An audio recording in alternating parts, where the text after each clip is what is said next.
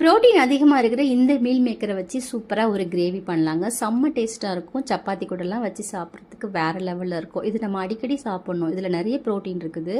இப்போ இது நம்ம எப்படி பண்ணுறதுன்னு பார்க்கலாம். இப்போ மீல் மேக்கரை நம்ம சுட தண்ணியில் போட்டு ஒரு 10 நிமிஷம் அப்படியே விட்டுடுங்க. அதுக்கப்புறம் பச்சை தண்ணி ஊற்றி நல்லா பிழிஞ்சு எடுத்து வச்சுக்கோங்க. இப்போ வெங்காயம், குடமிளகா நான் 2 கலர் எடுத்திருக்கேன். இந்த மாதிரி கொஞ்சம் பெருசாக நறுக்கி வச்சுக்கோங்க.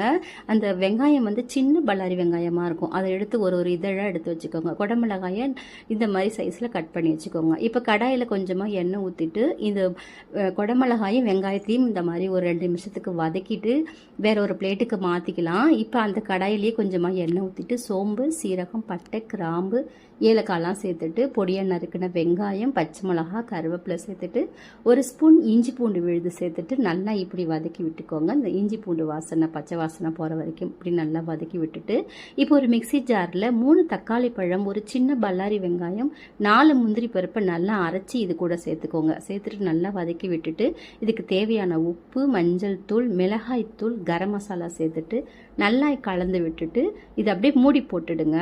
ஒரு 5 நிமிஷத்துக்கு பச்சை வாசனை போகிற வரைக்கும் கொதிக்கட்டும். பாருங்கள், நல்ல கொதி வந்துடுச்சு. இப்போ நம்ம பிழிஞ்சி வச்சுருக்கிற மீல் மேக்கரை சேர்த்துட்டு வதக்கி வச்சுருக்கிற குடமிளகா, ஆனியனையும் சேர்த்துட்டு நல்லா கலந்து விட்டுடுங்க.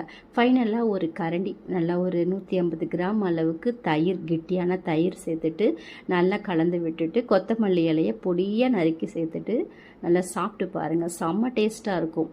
சூப்பரான சோயா கிரேவி ரெடி ஆயிடுச்சு. சப்பாத்தி கூடலாம் வச்சு சாப்பிட்லாங்க. தோசைக்கெல்லாம் ரொம்ப ரொம்ப நல்லாயிருக்கும். செஞ்சு சாப்பிடுங்க. தேங்க்யூ.